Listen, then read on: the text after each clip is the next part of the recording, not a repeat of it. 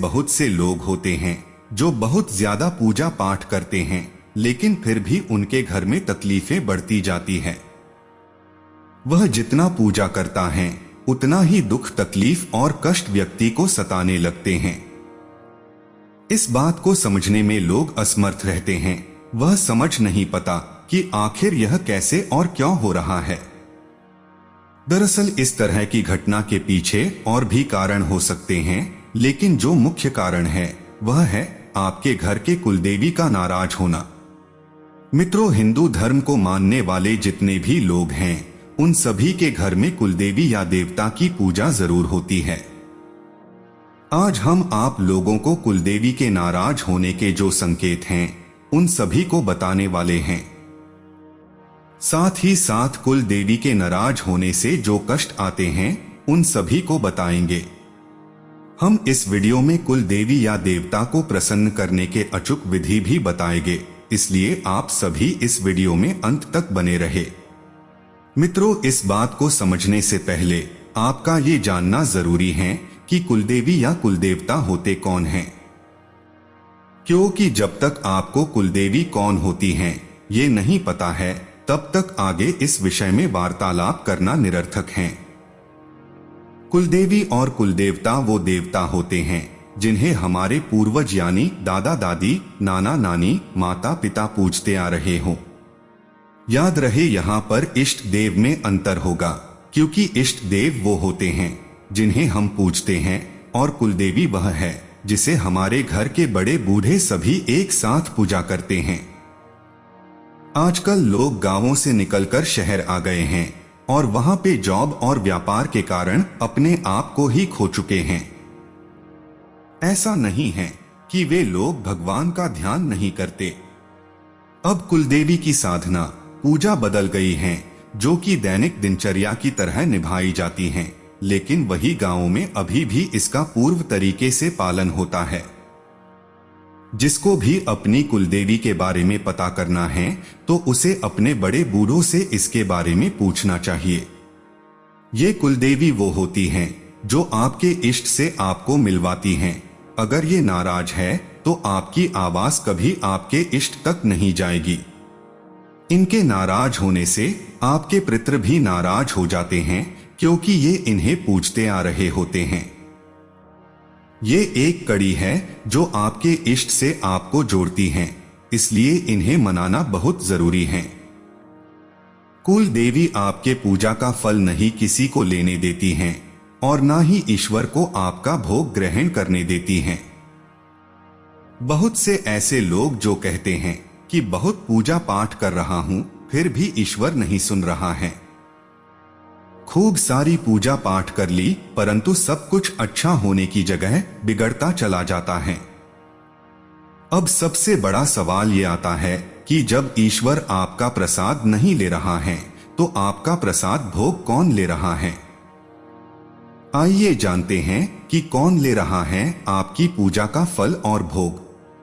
मित्रों, जब भी घर की कुल देवी या देवता नाराज होते हैं तो आपके पूजा पाठ का आधार स्तंभ ही हो जाता है। ऐसे में आपकी बात आपके इष्ट तक नहीं पहुंच पाता है और नतीजा यह निकलता है कि आपकी पूजा पाठ से वो फल नहीं मिल पाता जो आप चाहते हैं, क्योंकि आपकी पूजा का फल कोई और ले रहा है और वो जो भी हैं नकारात्मक शक्ति हैं, क्योंकि उसे भोग से मतलब है और आपको दुख देने से मतलब है। अगर आप ऐसी समस्याओं का सामना कर रहे हैं तो निश्चित ही आपकी पूजा का फल कोई भूत और प्रेत ले रहा है जिसे आपने ही बुलाया है। आपने भूत प्रेत को कैसे बुलाया, आइए समझते हैं।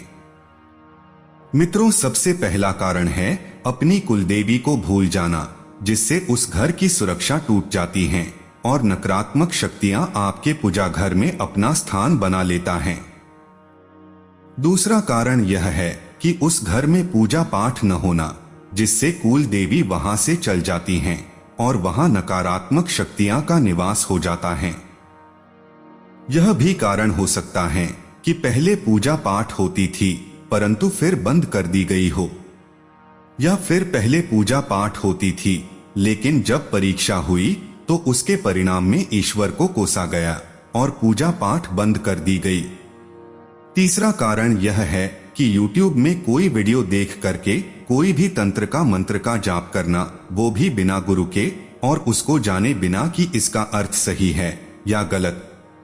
कुल देवता या देवी की पूजा छोड़ने के बाद कुछ वर्षों तक तो कोई खास अंतर नहीं समझ में आता, किंतु उसके बाद जब सुरक्षा चक्र हटता है तो परिवार में बहुत से घटना घटित होता है, जैसे दुर्घटना, नकारात्मक ऊर्जा, उन्नति रुकने लगती है, पीढ़ियां अपेक्षित उन्नति नहीं कर पाती, संस्कारों का क्षय, नैतिक पतन, कलह, उपद्रव, अशांति शुरू हो जाती हैं। ऐसे में व्यक्ति कारण खोजने का प्रयास करता है, लेकिन कारण जल्दी नहीं पता चलता, क्योंकि व्यक्ति की ग्रह स्थितियों से इनका बहुत मतलब नहीं होता है। अतः ज्योतिष आदि से इन्हें पकड़ना मुश्किल होता है। भाग्य कुछ कहता है और व्यक्ति के साथ कुछ और घटता है। कुल देवता या देवी हमारे वह सुरक्षा आवरण हैं, जो किसी भी बाहरी बाधा, नकारात्मक ऊर्जा के परिवार में अथवा व्यक्ति पर प्रवेश से पहले सर्वप्रथम उससे संघर्ष करती हैं और उसे रोकती हैं। यह पारिवारिक संस्कारों और नैतिक आचरण के प्रति भी समय समय पर सचेत करते रहते हैं। यही किसी भी इष्ट को दी जाने वाली पूजा को इष्ट तक पहुंचाते हैं। कुल देवी के रुष्ट होने के विशेष लक्ष्य। मित्रों, जब भी घर की कुल देवी रुष्ट होती हैं और जब साधक पर क्रोधित होती हैं, तो वे कुछ संकेत भी देवी हैं। चलिए उन्हें जानते हैं। जब भी घर की कुल देवी रुष्ट होती हैं, तो वंश वृद्धि में रुकावट आ जाती है। उस घर में किसी भी नई जीवन का उदय नहीं होता है। कुल देवी जब भी किसी के ऊपर क्रोधित होती हैं, तो उसमें कलह कलेश बहुत अधिक होने लगता है। अकारण ही उस घर के सभी लोग थोड़े थोड़े बात पर झगड़ने लगते हैं और फिर बाद में वे झगड़कर पछताते हैं। अगर आपके परिवार के सभी लोग बहुत ही अच्छे संबंध में हैं, लेकिन अचानक ही वे सभी झगड़ा करने लगे, तो यह किसी ऊपरी बाधा का संकेत है।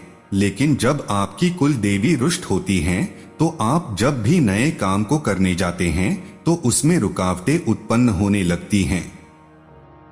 जब भी आप किसी नई काम की शुरुआत करते हैं, तो आपके परिवार में झगड़ा होने लगता है।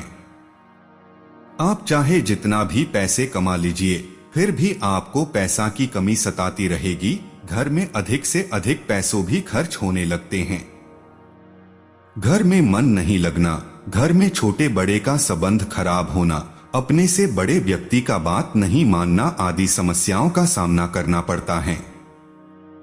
मित्रों, यह तो थी कुल देवी के नाराज होने के संकेत। अब चलिए कुल देवी को खुश करने और घर में स्थापना करने की विधि को जानते हैं।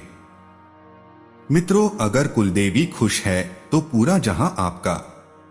कुल देवी आध्यात्मिक और पारलौकिक शक्ति से कुलों की रक्षा करती रहती हैं, जिससे नकारात्मक शक्तियों और ऊर्जाओं का अंत होता रहता है और परिवार में सुख शांति बनी रहती है।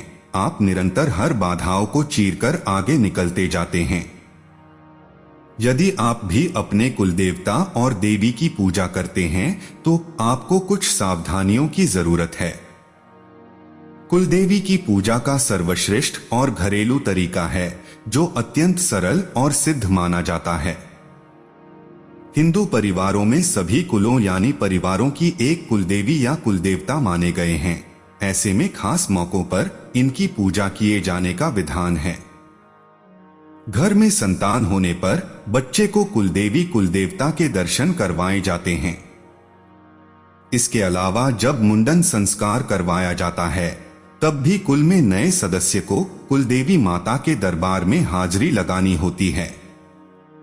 वहीं कुछ लोग हर रोज कुलदेवी या कुलदेवता की पूजा करते हैं। कुलदेवी पूजा व स्थापना। मित्रों, जानकारों के अनुसार कई बार देखा गया है कि कुछ लोगों को कुलदेवी की पूजा फलित नहीं हो पाती, जिसके कारण ऐसे लोग सदैव ही संकटों से घिरे रहते हैं। जानकारों के अनुसार इसका कारण मुख्य रूप से ये है कि ऐसे लोगों को कुलदेवी की पूजा के सही तरीका का ज्ञान नहीं होता। आपको जानकारी दे दें कि कुलदेवी की पूजा बिल्कुल आसान और बिना खर्चे की होती है।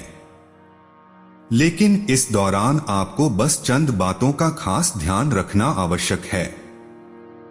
चलिए जानते हैं कि पूजा के दौरान जातक को क्या करना चाहिए और क्या नहीं करना चाहिए। मान्यता है कि घर में पूजा करने से न केवल मन को शांति मिलती है, बल्कि घर के वातावरण में भी सुधार होता है। इसके साथ ही घर में कुलदेवता और कुलदेवी की पूजा करने से घर की नकारात्मक ऊर्जा भी दूर हो जाती है। यहाँ ये भी जान लें कि आपके घर के बड़े बुजुर्ग व आस पड़ोस की बुजुर्ग महिलाएं ये अवश्य जानती होंगी आपकी कुल देवी कौन सी हैं, या फिर आपके गोत्र के कुनबे के लोग, चाचा, ताऊ, बुआ को इस संबंध में पता होगा। ऐसे में आप इस संबंध में उन्हीं से पता कर सकते हैं। इसके लिए आप इनसे कुल देवी और उसके दिन, वार और तिथि के बारे में पता कर सकते हैं। जब इस संबंध में पूरी जानकारी मिल जाती है तो इसके बाद पूजा घर में 5-7 दिन तक दीपक लगाओ और फिर शुक्रवार से कुल देवी की पूजा शुरू करें।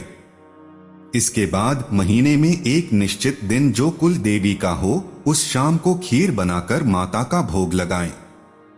कुल देवी के पूजा व स्थापना के लिए किसी भी शुभ दिन साबुत सुपारी खरीदे। ध्यान रहे कि सुपारी खंडित ना हो।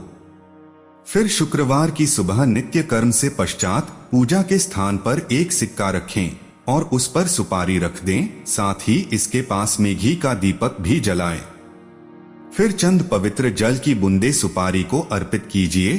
अब सुपारी के ऊपर मौली रखकर कहिए, हे माता जी, वस्त्र अर्पित कर रहे हैं। अब सुपारी पर सिंदूर लगाकर कहें कि हे माता जी, कृपा श्रृंगार ग्रहण करें। इसके बाद हाथ जोड़कर कहें कि हे माता जी, कोई भूल चूक हुई हो तो अपना समझकर माफ कीजिए और हमारे घर पर स्थान ग्रहण कीजिए। साथ ही देवी माँ से कहें कि कृपा कर घर के सभी सदस्यों को आशीर्वाद दीजिए और मार्गदर्शन कीजिए और मुझे भी दर्शन देने की कृपा करें। इसके बाद सुपारी को कुलदेवी मानकर वहीं रहने दें। ध्यान रहे, मान्यता है कि मौली चढ़ते ही सुपारी गौरी गणेश का रूप ले लेती है, जिसके बाद से अब हर रोज शाम को उनके समक्ष घी का दीपक जलाएं। साथ ही प्रार्थना भी करें कि हे माता जी, दर्शन दीजिए। कहा जाता है कि इसके पश्चात माता प्रसन्न होकर या तो दर्शन देती हैं या कोई रास्ता दिखाती हैं।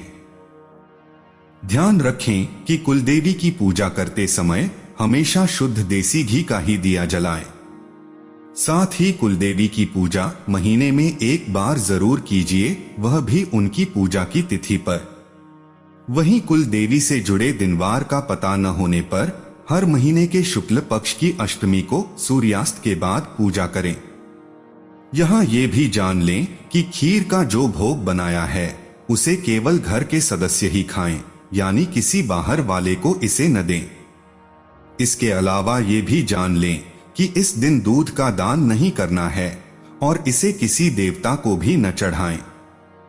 माना जाता है कि यदि इस तरह आप कुलदेवी की पूजा करेंगे तो आपकी मनोकामनाएं अवश्य पूरी होंगी।